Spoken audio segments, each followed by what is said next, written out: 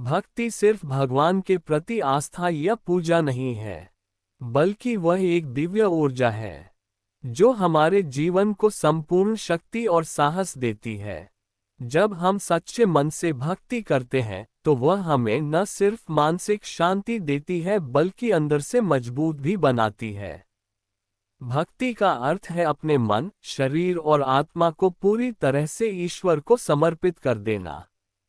ये समर्पण हमें एक अद्भुत शक्ति से भर देता है जो किसी भी परिस्थिति में हमें धैर्य, सहनशीलता और हिम्मत प्रदान करता है। श्री कृष्ण जी ने भी भगवद गीता में कहा है, कर्म करो, फल की चिंता मत करो।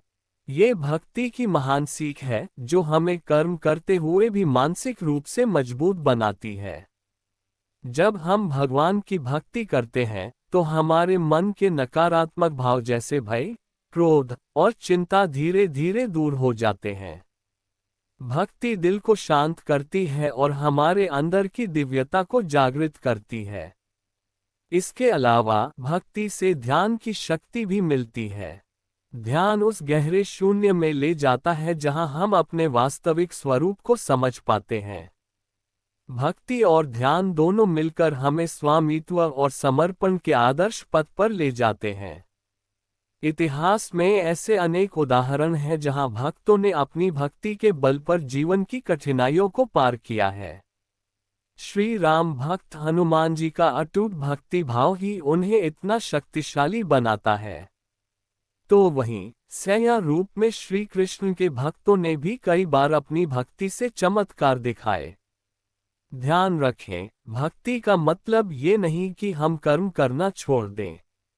असली भक्ति में कर्म और समर्पण दोनों शामिल हैं।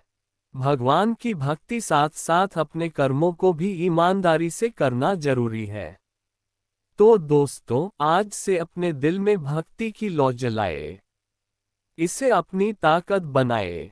जब आप भक्ति में शक्ति महसूस करेंगे तो जीवन की कोई भी बाधा आपको हरा नहीं पाएगी। जय श्री कृष्ण।